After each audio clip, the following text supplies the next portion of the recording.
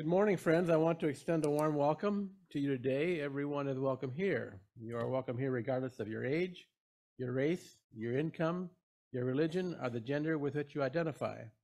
You are welcome here regardless of who you love, who you vote for, the regrets that burden you, or the mistakes you have made.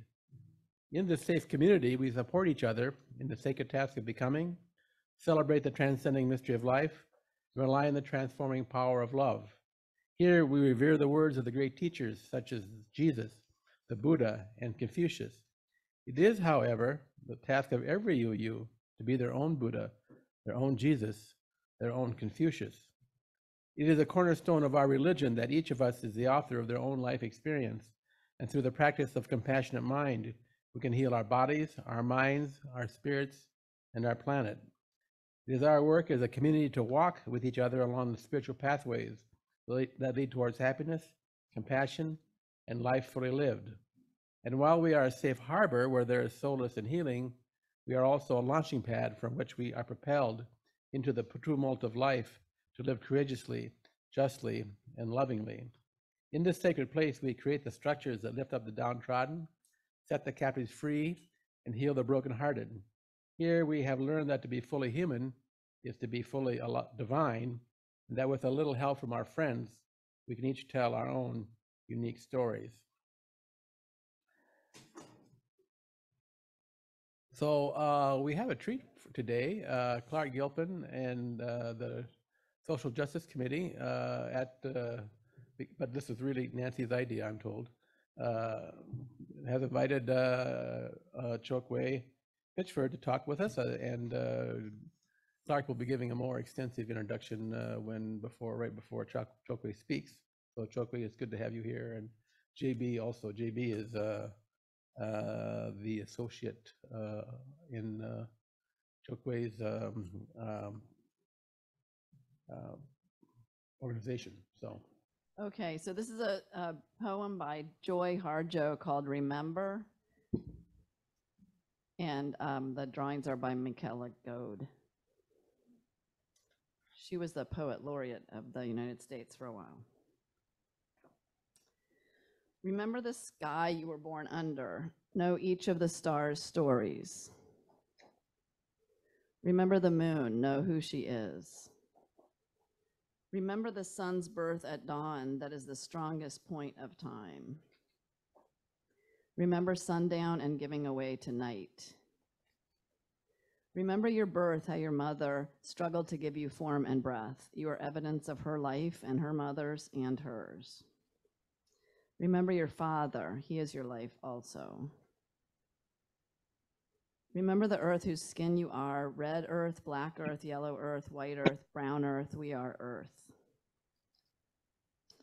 Remember the plants, trees, animal life who all have their tribes, their families, their histories too. Talk to them, listen to them. They are alive poems. Remember the wind, remember her voice. She knows the origin of the universe. Remember you are all people and all people are you. Remember all is in motion, is growing, is you. Remember you are this universe, and this universe is you. Remember.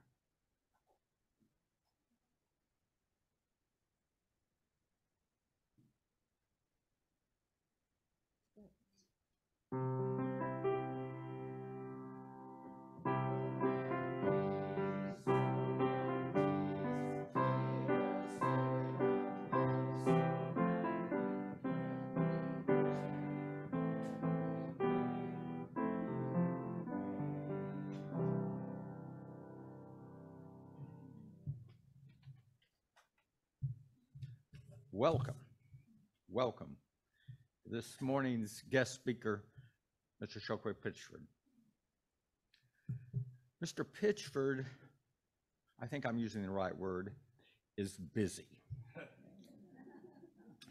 He serves as Berrien County Commissioner for the 3rd District and is on the board of directors not only for Southwest Michigan Community Action Agency, but also for the Ghostlight Theater. However, this busyness is by no means incoherent. It is not random. And that becomes clear when you see the focused, creative initiatives that he is creating as the executive director of the agency, Burying Forward. Burying Forward is, as he writes, committed to civic engagement, electoral education, and ensuring our social safety fabric weaves together all of our collective stories and strengths to make a more united community. Today, Chokwe Pitchford will elaborate on that mission under the title, Understanding the Soul of America.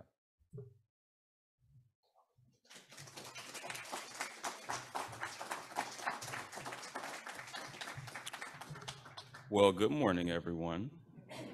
I am still not used to being introduced and hearing my resume because I feel like when I hear it, I'm like, why am I doing it?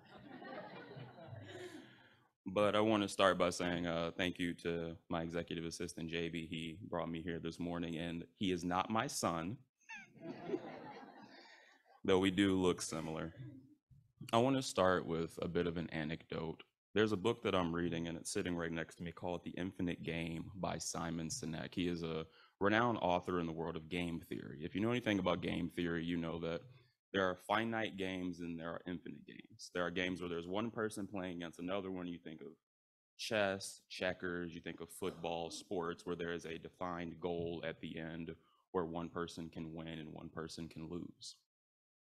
Well, if you go back to when Albert Einstein was working on some of his initial formulas, there was a point where if you had walked up to Albert Einstein and said, how can these calculations help us right now? He would have looked at you a bit dumbfounded and said, well, it's not. These are calculations, I think, very smart people that I'm working with that are trying to figure out what the universe is all about. If they had defunded his work in that moment because it didn't bring inherent value to a finite game that they were playing, 1/3 of the US economy today is built on the prismatic codes that he came up with for barcode systems. Everywhere you go, you're scanning things on a barcode system. The formula that makes that possible came from work that during Albert Einstein's time, he probably couldn't have elaborated what it could have become. So when you think about infinite games versus finite games, it's kind of the basis of the talk of understanding the soul of America. Don't discount something just because you don't see its value in this moment. That one day that thing may blossom into what could be 1/3 of the global economy. The soul of America, I think, is through the heart. And if you gaze back through the history of the United States, one thing is certain: there were always two sides of every issue, every single one of them. During the foundation of our fledgling democracy, where it would be adjudicated if a country founded upon a simple creed that all men are created equal was even possible. In the shadow of King George as it loomed large, the colonies debated the idea of a central United States.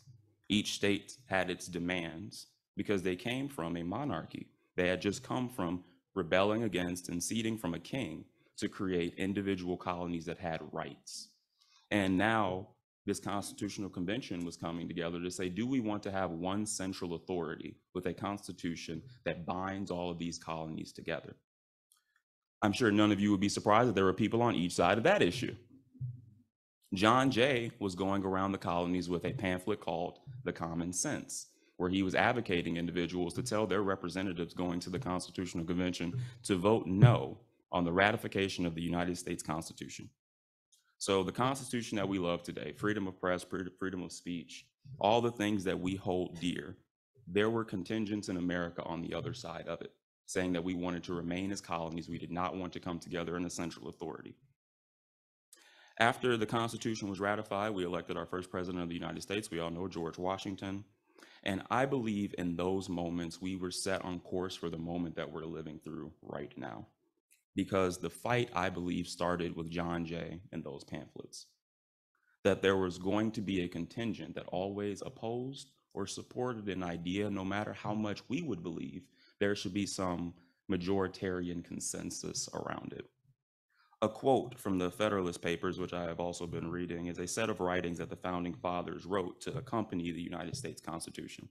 And one quote that I want to leave you with from it is, "Among the most formidable of the obstacles which the new Constitution will have to encounter may readily be distinguished the obvious interest of a certain class of men in every state to resist all changes which may hazard a diminution of the power, emolument, and consequences of the offices they hold under state establishment, and the perverted ambition of another class, who will either hope to aggrandize themselves by the confusion of their country, or will flatter themselves with fair prospects of elevation from the subdivision of the empire into several partial confederacies, rather than from the union under one government."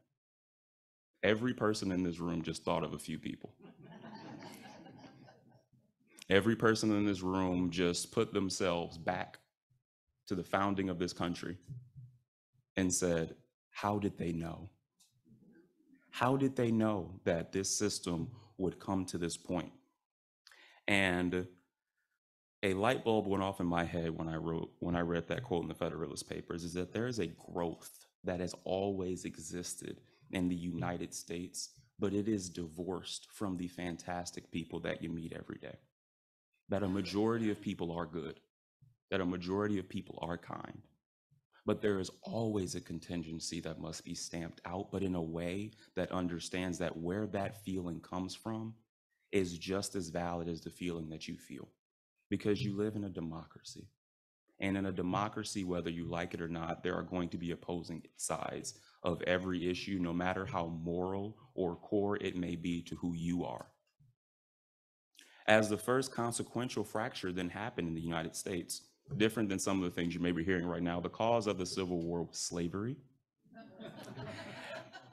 And the funny thing about that is, if I can just take an aside, is that is just the baseline, that it was about slavery, it was about states' rights to hold slaves, versus the North, who wanted the economics, the business interests, the 3/5 clause, the rapid economic expansion of the North outside of the rudimentary and kind of barbaric trades, just such as cotton.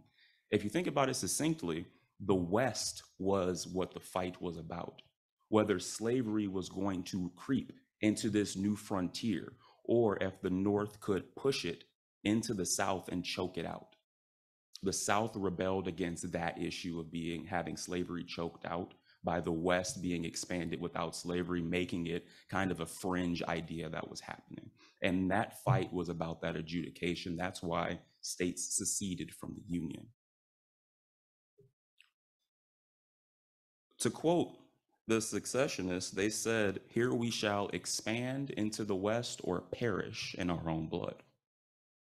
Again, wrapping back to what I said in the beginning, there's always two sides of every issue. There's always individuals who believe firmly in what they're fighting about. And I started to understand that the way you understand the soul of the United States is you understand that we may be late, we may have to shed blood, but the United States always comes out on the right side of most issues. It just takes time. And you have to go through some of those tumultuous periods where a majority of people have to say, no, this is wrong, and we're going to move forward.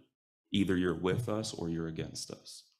But then this is the same country that after the two came back together, there are separations between the North and the South still to this day, but we are now the United States of America, and the right people won. Suppose you take that ideology that some men are created more equal than others. In that case, you start to understand Dred Scott, you start to understand Jim Crow, you start to understand the formation of the KKK. These existed solely as the lifeblood of the American divide, between those who believed in a creed that the foundational fathers said, but felt helpless to change what they perceived as reality. If you look at those in the North, they may have believed that all men were created equal, but looked at the country and when they were in and said, what can I do to change this current situation? What can I as one person do? And then you had others who said, I would rather see the world burn than to accept your view that I don't get to hold people as property. This led me, when I went to Lake Michigan College, I wrote a paper about Buck v. Bell in 1927. It was a Supreme Court case. Carrie Buck was a feeble-minded woman who was committed to a state mental institution. Her condition had been present in her family for the last 3 generations. A Virginia law allowed for the sexual sterilization of inmates of institutions to promote the, quote, health of the patient and the welfare of society. Before the procedure could be performed, however, there was a hearing at the United States Supreme Court to determine whether the operation was a wise thing to do. Then it was adjudicated under Buck v. Bell.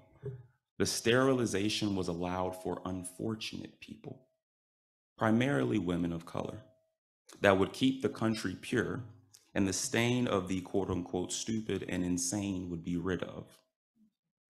During this time, as the rise of Nazi Germany was chugging away in the East, they looked at our treatment. If you read Hitler's book, Mein Kampf, he praised the way the Aryan America conquered its continent by clearing its soul of natives to make room for more racially pure settlers. As Nazism flocked through Europe and Hitler looked for quote unquote living space and exterminated the Jewish people across Germany, committing the largest atrocity we've ever seen against human beings, America laid silent. That's because in America, there were contingents who believed in what Hitler was doing. There were rallies with thousands of people chanting, "They shall not replace us," pushing replacement theories. There was a group that was found out by the FBI to be planning a coup on the United States government during this time. And all of them were arrested because of one tip.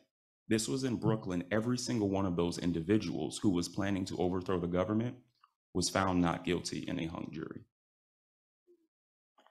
I hope you're starting to hear a theme in what I'm saying. What we're dealing with today is not new, ladies and gentlemen. It was just greenlit at the highest levels of government.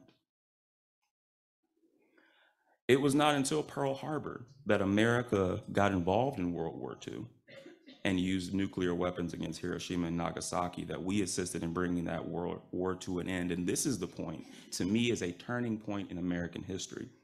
Because despite our shortcomings with foreign policy and domestic policy in this country, we made an amazing choice after World War II. We had the nuclear weapons, we had the arsenal, we had the money. We could have started taking over countries left and right across the globe, but we did not. We became democracy builders. We became rebuilders of Europe. We tried to help the world move past Nazism, even recognizing the contingents within America were wrong. But again, you come up to this point where you have those individuals who believe, I want to change it. I want the world to be better, but I feel powerless to do so in my individuality, versus those who say, burn it all down. The economy began to evolve. We decided to be these democracy builders. And this speech was designed to remind you all that if you go back to John Jay, you've got individuals on both sides of even the foundation of the country we love today. You go to slavery, you had an entire war fought on the basis of holding individuals as property. You have World War II and Nazism, where you had contingents within America who believed in the German cause, and those who went and fought and died against it in the same country could have grew up on the same streets.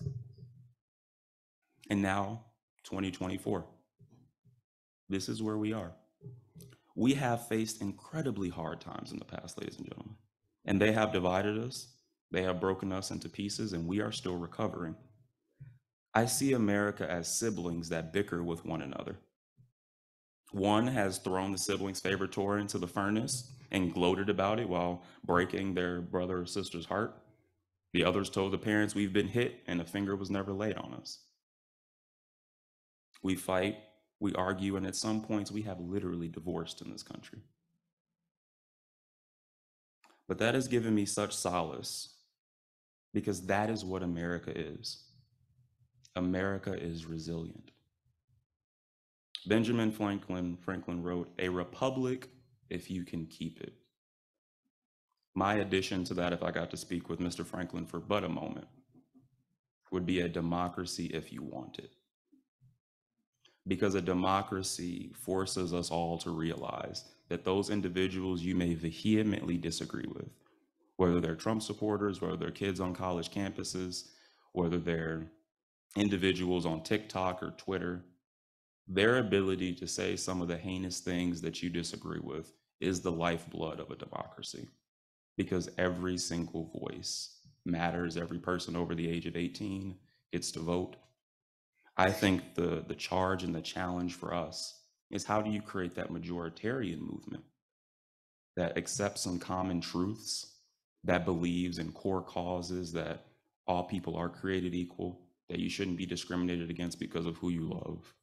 You shouldn't be forced into communities that have lower life expectancy rates and lower median average income just because of the zip code you were born in, while also understanding that there are going to be individuals who foment hate well beyond my life.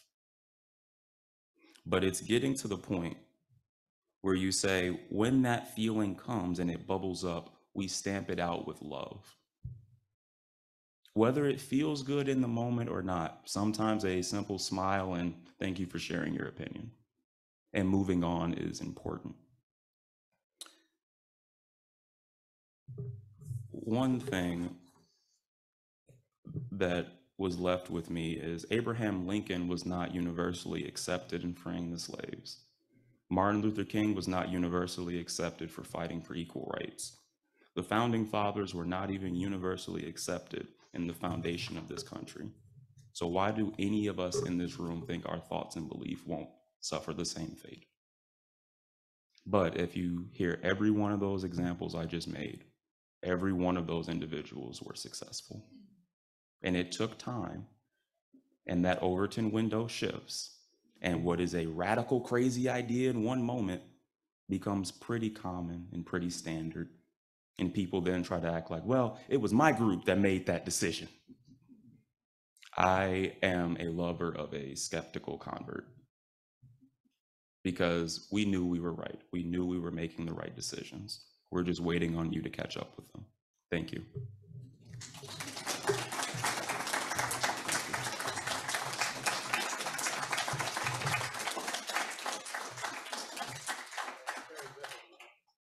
Hey, so Chokwe, if you come forward, and I think people are going to want to I'll have be something to Mike say. Detail, so you guys could just raise your hand when you're ready. And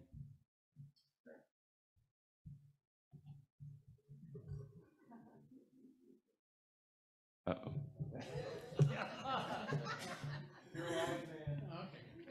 I would like to understand a little bit more about your foundation in Berrien County and how we might participate in helping you with that. Thank you for the question. So Berrien Forward is a 501c4 nonprofit. So it's different than your traditional 501c3. 501c3s cannot touch anything political with a 10-foot pole. 501c4s can get a little bit closer. We've got about a 5-foot pole. What it is able to do is educate the community based on issues. So my organization believes strongly, say, in a woman's right to choose what she's going to do with her own body. If there are candidates who are supportive of that issue, we can endorse those candidates based on that issue. We can't go out and say, go vote for Mr. Gilpin as he runs for office, but we can say he is an amazing person and supports all of these amazing ideas. You should check him out and learn more about him on your own. This organization was launched in the summer of 2022. We launched it with $0 in the bank account. I had nothing but a dream in my head of this civic engagement organization.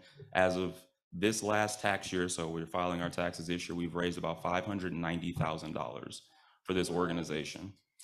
And that's, thank you. That's donations, so direct donations coming from individuals. Those are grants that I've wrote. I've done a lot of grant writing now to really harden and sharpen my skills there. But then the other part of it is, I think people really enjoy seeing civic engagement on a local level that isn't so tied up in national politics. We're talking about county commission, city council, trustee seats, school boards. We launched the organization in 2022. We endorsed about 30 school board candidates across Berrien County who were fans of public education who were talking about infrastructure issues, real things that schools are dealing with. And we won 94% of those races. And the thing that was important was I didn't ask the political association of those individuals we were endorsing. We were looking strictly on the merits, because I believe now with this organization, people have seen us be very thoughtful in how we choose candidates we support. So when those advertisements go out, when direct mailers go out, you see, we're talking about this person is supporting public transportation, not just they're a Democrat or a Republican running for office. And ways you can support, always you can go to berryandforward.com. We've got two of my biggest supporters in the room who's allowed us to use their house for some of the TV advertisements that we filmed. So you'll also see a lot of this organization this year. We have a very big program. We're running candidates all across Berrien County. We're going to be on TV, digital, mail, door knocking. We're hiring people to door knock. We see this year as a year to fully adjudicate the idea that local politics matters more than federal government sometimes. Those decisions made locally impact you more than anything that's going on in Congress. It matters. You know, we're going to have events. We're going to show off some of the people who are running for federal office. But your trustee, your school board member, and your county commission make a lot of decisions that you feel every day. And I'm trying to reorient the political landscape towards those races, not just Congress.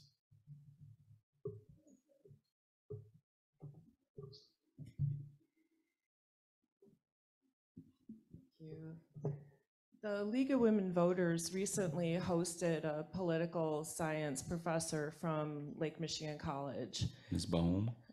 And I think that's right. And she made the point that fewer students are transferring from high school to college, which is interfering with the opportunity for those students to receive voter education on college campuses. And she went on to say that the young voter bloc is the largest voting bloc in the country, larger than all of the other age ranges combined, and the least likely to turn out for an election.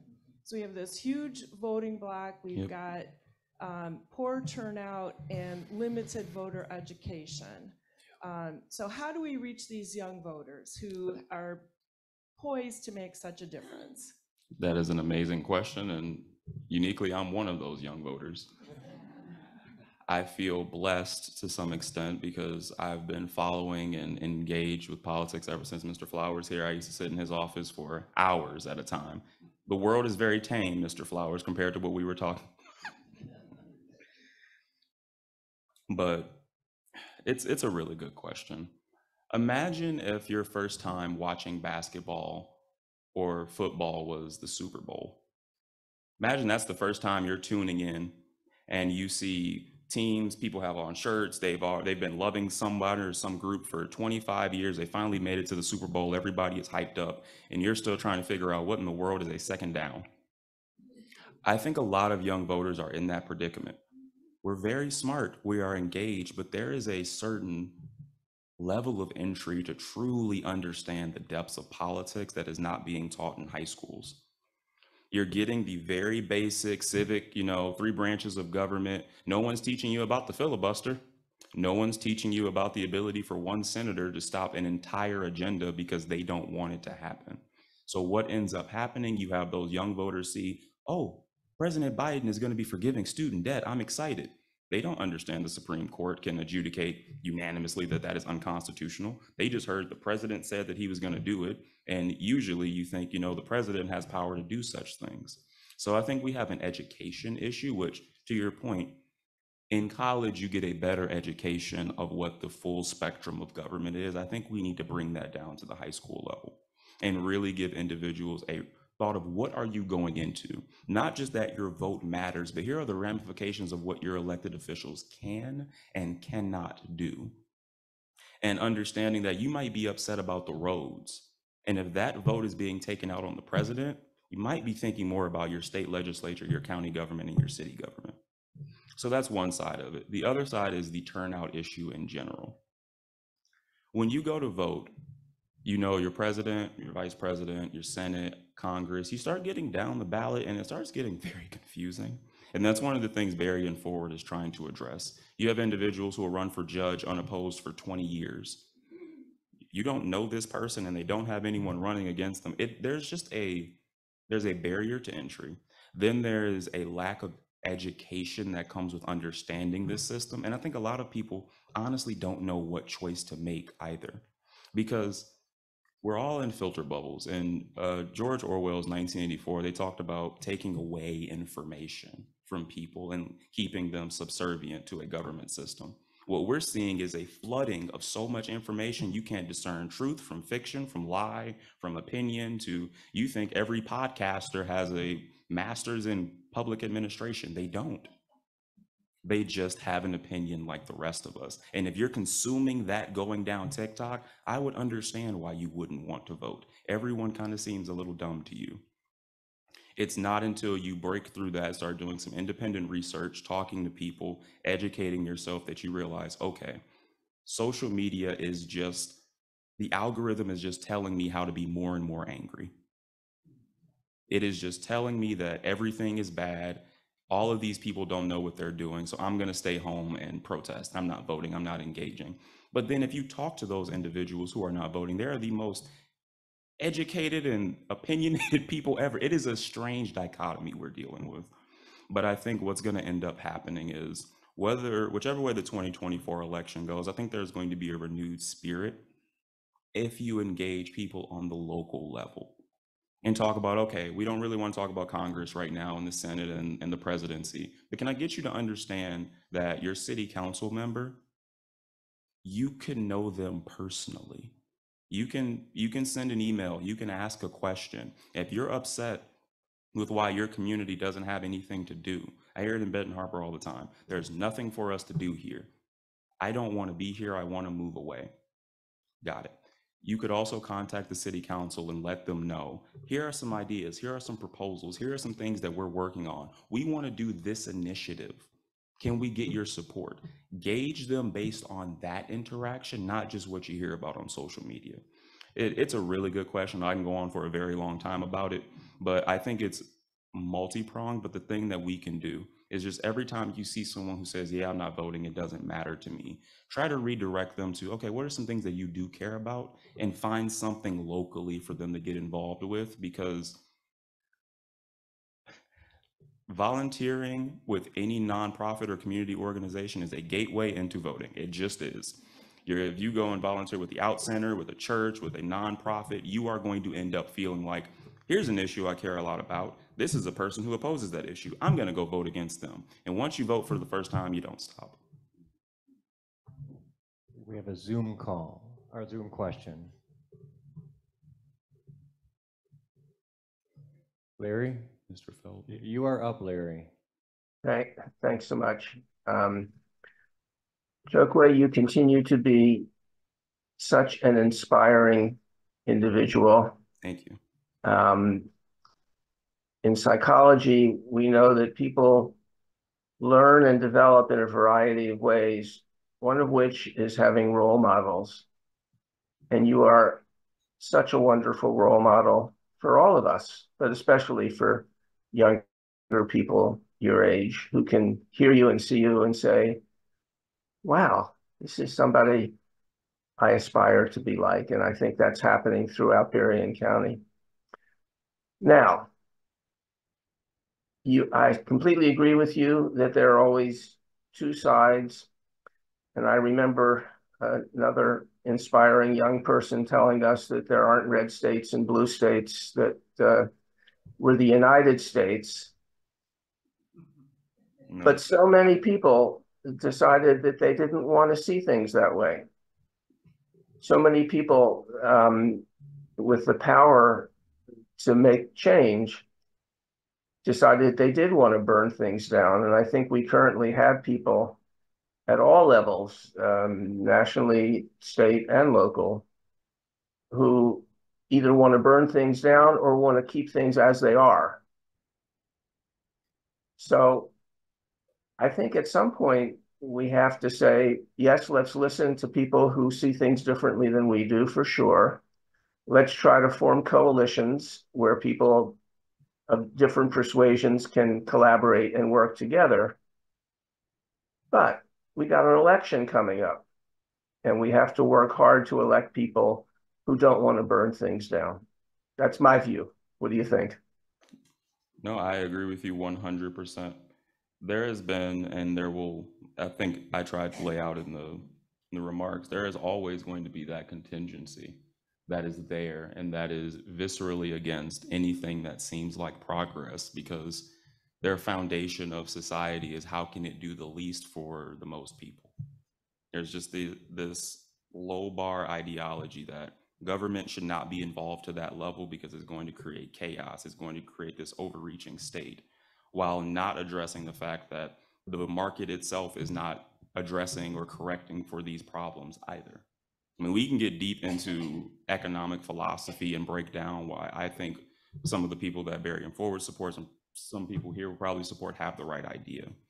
I think the bigger question is, why are these individuals so vehemently against everything and want to burn everything down? On one part, I think it's because the things that they want to burn down are successful, but they don't feel it's successful for them and where they come from and the people that they know and what they were brought up with. A boy that grew up on a farm in Coloma and me growing up in the city of Benton Harbor on paper don't have much in common, and we might not share some of the same philosophies for life. But I think honestly, if we sat down and talked, we do. That we're dealing with a united struggle, but we're being told to go about them different ways. And you can call me an optimist. I just think there's a way, and it might not be in this election, it might not be in the next one, but I think there's going to be a slow conversion of people who realize, all right, I get it, like they're bad, they want to destroy the country, they're socialists, they're Marxists, but when are we, this side, ever going to do anything to address the problem itself? You can unelect the Marxists and the socialists and everything you want to call them, but then the economy still does not reflect average working people. Blue collar people are still feeling like they're living paycheck to paycheck. There's going to be a point where we're going to have to realize that there are some changes that have to happen in the country overall with the way that we gear it towards the haves and the have-nots. And then to just more directly address the point of people who want to burn it down, and we all can think of people who, they don't even care about the arguments. The goal is to be a disruptor. I think those individuals are going to fizzle out, and there have been individuals like that throughout history, though they have created a lot of damage. Think about McCarthy and the McCarthyism era. Like, there are people whose entire ideology was to burn it down. They fizzle out, and the ones that remains are the ones whose heart at a foundation were pure and thought of this as an infinite game, not a finite game. Some of those individuals are finite thinkers. They're thinking about the next election, their next donation, the next time that a Republican or a Democrat is going to run for president, and opposing or supporting that person. If you have an infinite view, you're thinking about, what does this policy or this procedure that we're fighting for that may take tooth and nail to get over the finish line, what does that do for 40 years from now for my great-grandchildren? And they may not deal with this problem we're dealing with today because that Overton window has shifted, and now that thing that we fought tooth and nail for, women's right to vote, Black people's right to vote, LGBTQ equality, those things are now pretty mainstream, and you seem fringe if you oppose them. So in that infinite worldview, how can we think about what we're fighting for today in a long arc rather than just November of 2024? I hope I answered your question, Mr. Phelps. You sure did. Thanks so much.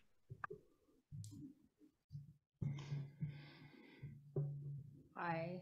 I wanted to thank you so much. I mean, to be honest, you've given us so much. You've been so eloquent in getting across some very broad information.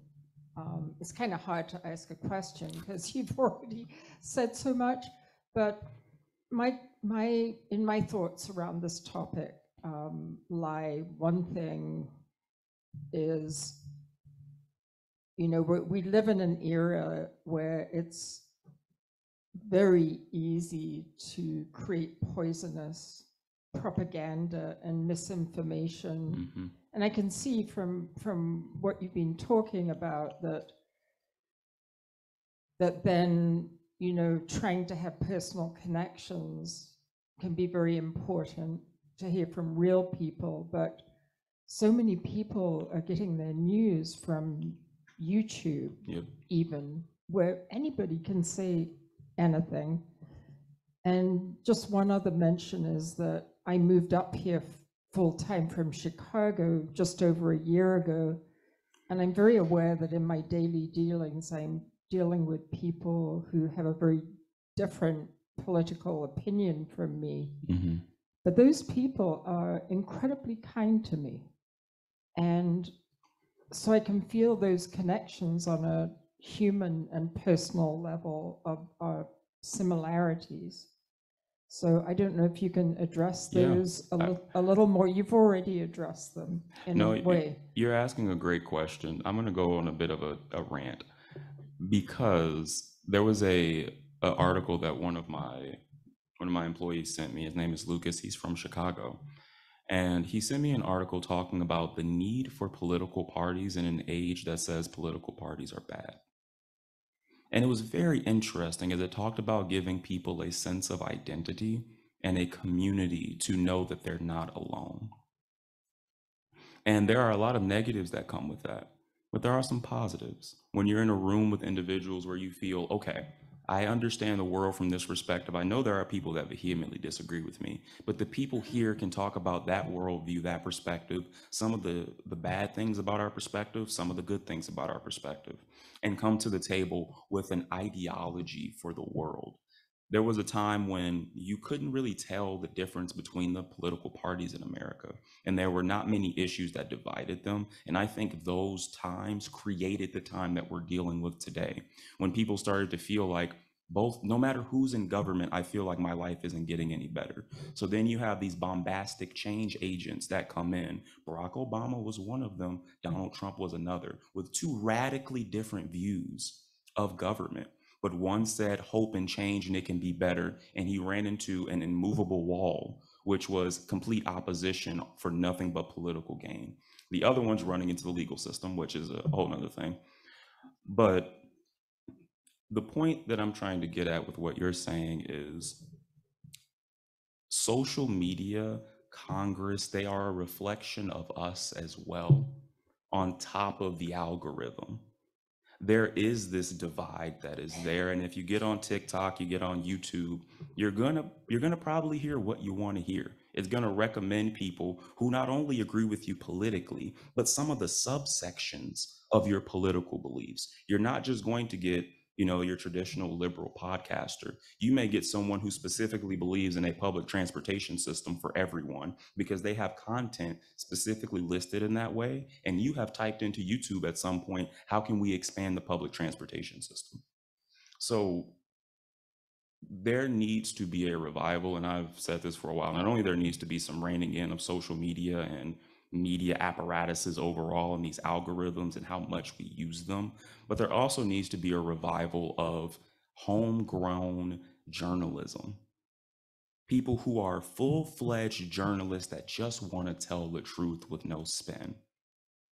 Because if you open up three screens, MSNBC, CNN, and Fox News, you are going to get a different perspective across all three on the same thing. Or you're going to have two talking about a massive issue, and one is like, I don't even want to talk about it.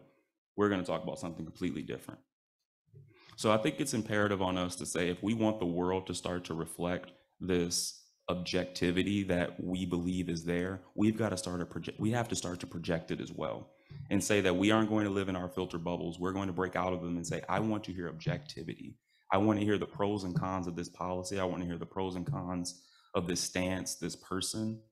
And yes, you may still end up supporting the person you thought you were going to support. But my high school English teacher, her name was Kim Ann Silfen. She always impressed upon me, never, ever, ever take what you hear at first glance.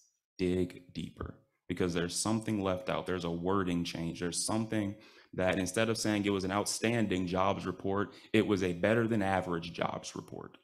There's always something that changes the perspective.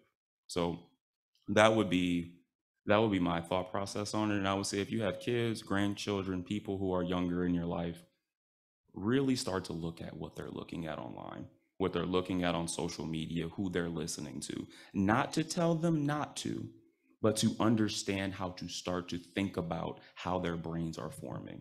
Because I am even a product over time of just different individuals I've listened to, I've allowed to allow their opinion to create how I see the world. One more question. I think Leanne had a hand up. How about two questions? Rich. This is just a quick comment. I really like what you said about social media being a reflection. Yeah, Rich, guys, talk to them. Oh, I really liked what you were saying about social media being a reflection of us. But I think you need to take that further. Social media is like walking into a mirrored funhouse. It is a distortion of us. It is more of a distortion than it is a reflection. And to your point, the toughest thing for me to do in the coming year, and I definitely need to do it, is to be able to walk out, reach out to people, and realize that if you really want to be an evangelist, you need to listen, not to talk. Amen, brother. My question is about democracy. I love what you had to say about local races. You said no one knows who to vote for down ballot. That includes old people like me too. It's not just the young people. So now I know where to go for that information. So I'm so glad you mentioned that.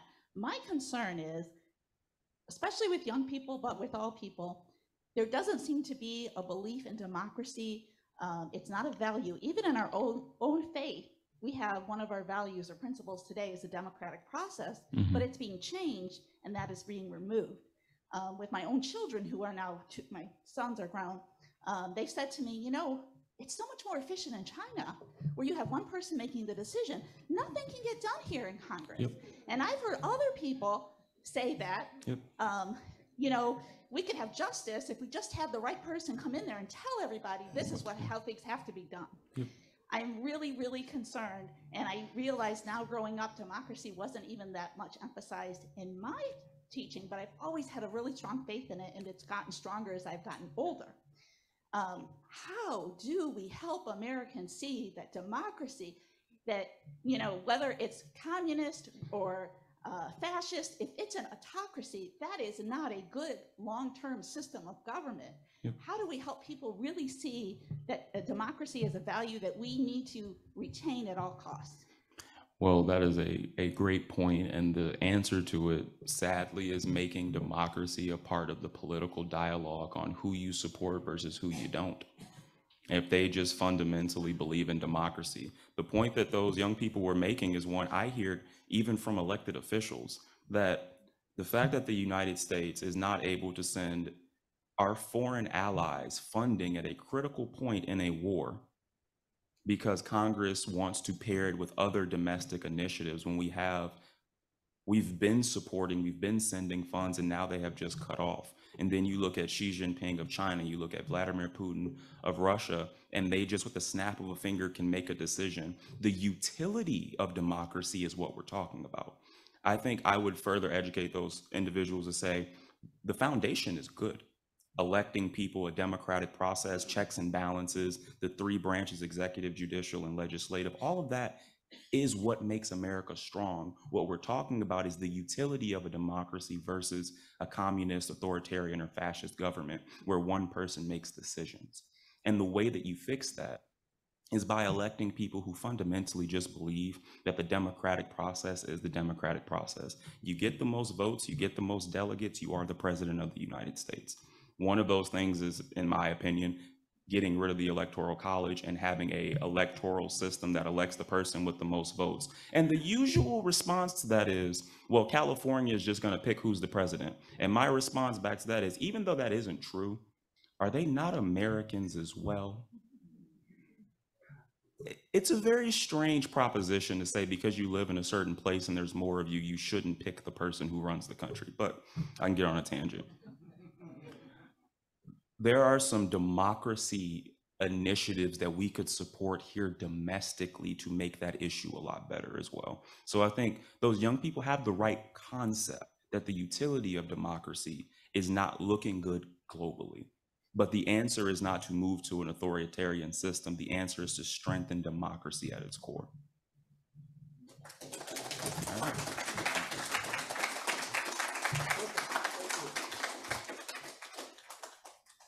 So thank you, Chokwe. That was delicious.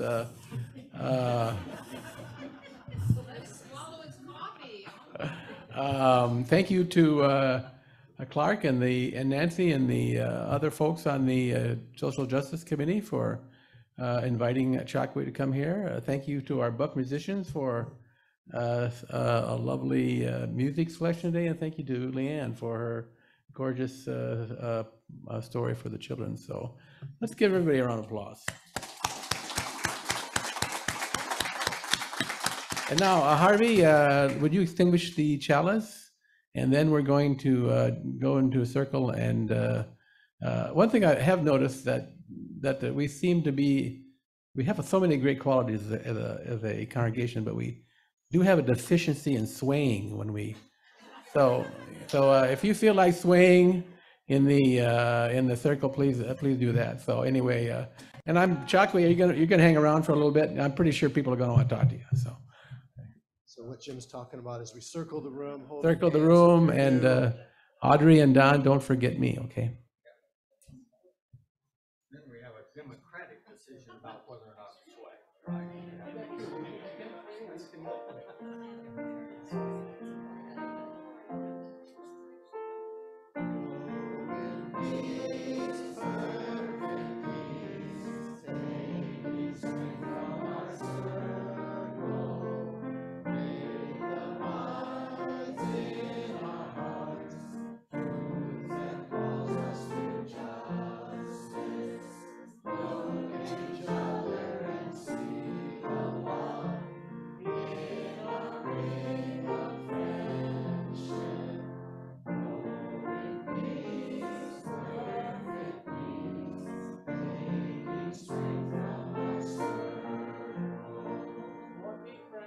Join us next door for fellowship and breaking bread.